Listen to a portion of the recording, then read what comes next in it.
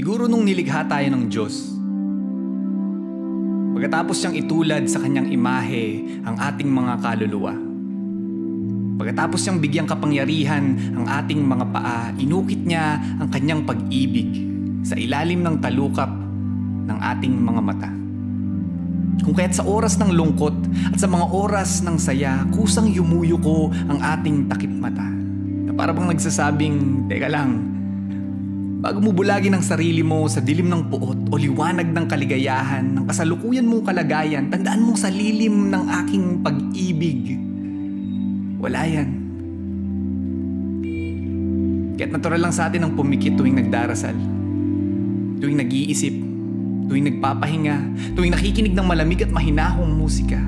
Naalala ko, sa tuwing umaakit ako ng bundok, kahit naabot ko na ang tuktok at napapaligiran na ako ng mga tanawin kahit gaano pa karikit, pinipili pa rin ng mga mata ko ang pumikit, ang magtago sa likod ng tabing kung saan siguro inukit ng Diyos ang kawalang hanggan, na pilit hinahanap ng ating kaluluwa sa mga pasilyo ng ating katawan. Gusto kong maniwala na ganito ang nangyari sa nanay ko noong mga huling sandali ng pakikipaglaban niya sa sakit. Na sa hindi inaasahang pagkakataon ay nahanap niya ang Diyos sa kanyang pagpikit. Gusto kong maniwala na ito ang dahilan kung bakit kumukurap ang tao libu-libong beses sa isang araw at kung bakit hindi man natin pangarapin, pipiliin din nating pumikit habang buhay balang araw. Kaibigan, hindi ko alam kung anong pinagdaraanan mo ngayon.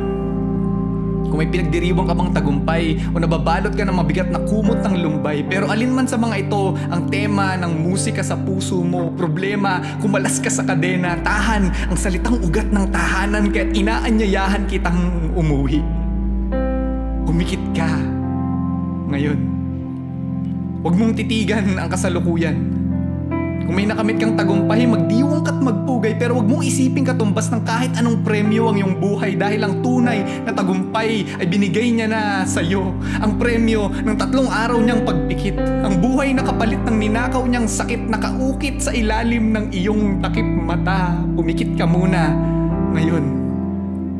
Kalimutan mo muna ang ngayon at bumalik ka sa panahon na gusto mo na sanang ibaon sa lupa ang sariling buhay para humupa sa napiling hukay ang mga problemang sinumbat mo sa Panginoon. Tandaan mo ang dahilan kaya't naririnig mo pa ako ngayon ay dahil nun, nung nakikipaglabang ka sa sakit, nung nakikipaglabang ka sa lungkot, hindi ka niya hinayaang magpatalo sa puot. Pumikit ka lang, kaibigan. Pumikit ka muna. Pero dumilat ka ring muli. Hayaan mong siya ang magdikta sa'yo kung aling kabanata ang huli. Umikit ka lang. Dahil minsan, kailangan mo lang magpahinga. Para kinabukasan makita mo ang mundo gamit ang bagong mga mata.